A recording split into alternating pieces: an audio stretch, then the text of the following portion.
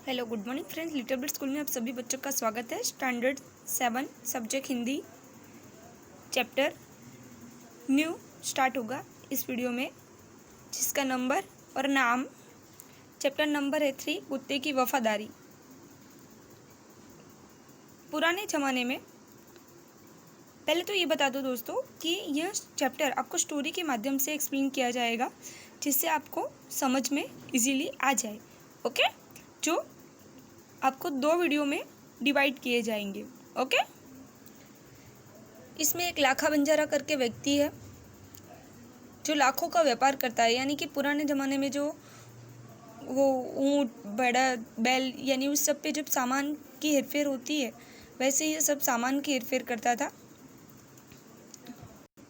और इसमें एक वफादारी कुत्ते की बात की है, साथ में एक वाणिया जो पैसे देते हैं, उधार लेने देने का काम करता है। वो 3 मुख्य पात्र है, 3 की बात की है।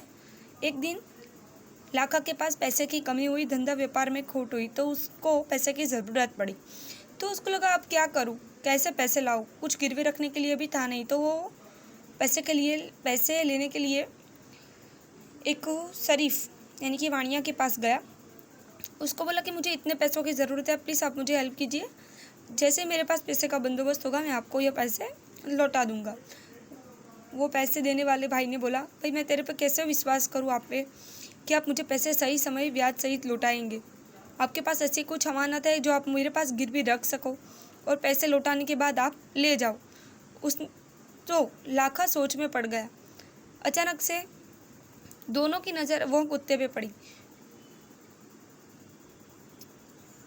बोला कि ये आपका वफादारी कुत्ता है, इसको आप छोड़ के जाओ यहाँ पे और पैसे ले जाओ, पैसे मैं दूंगा, पर जैसे ही आपके पास पैसे आते आप मुझे दे देना और ये कुत्ता यहाँ से आप ले जाना। लाखा भी उदास हो गया, कुत्ता भी उदास हो गया, पर मजबूरी थी जिसके आगे वो दोनों कुछ कर पाए नहीं। लाखा को पैसा मिला, लाखा दुखी मन से पैसे तो लिए पर कुत्ते को छोड़ के गया। कुत्ता भी दुखी हो गया।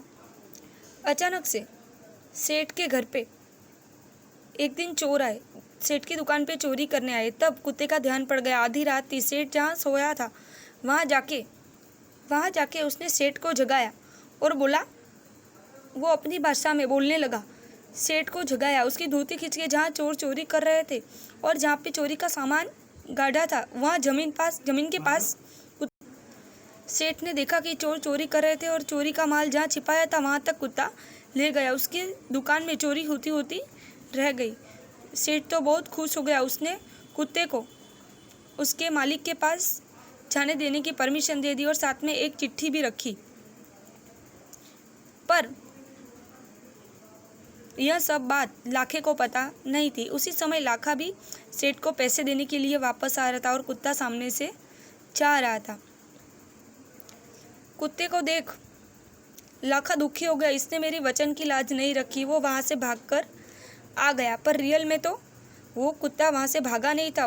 सेठ ने उसे खुशी खुशी अपने मालिक के पास जाने के लिए छोड़ दिया था। पर लाखे ने यह बात ना सोची, ना समझी, ना उसके साथ रखी हुई चिट्ठी पढ़ी और अचानक से उसको मारने लगा। मार के खून वाला कर दिया। फिर वो पैसे देने के लिए आगे बढ़ा सेठ के पास। वहाँ जाके उसको सब बात पता चलती है कि भाई कुत्ता भाग के आया नहीं था। तब वो दुखी हो जाता है और देखता है तो कुत्ता भी मर चुका होता है। फिर लाखा पछतावे में बहुत रोया, पर बाद में करे तो करे क्या। उसने उस वफादार कुत्ते की समाधि बनवाई जो आज भी पाटन जिले के रांदरपुर तालाब के किनारे पर खड़ी है। और उस कुत्ते की वफादारी की कथा संसार को सुना रही है, जहाँ पे वहाँ समाधि बनाई है। इस कहानी से हमें यह सीख मिलती है कि हमें अपने लोगों पर विश्वास रखना चाहिए। कोई भी ऐसी परिस्थिति आए तो दूसरे सामने वाले की बात सुननी और समझनी चाहिए, जिससे हम अपने गुस्से और दुख में अपना ही खुद का नुकसान ना कर दें। ओके।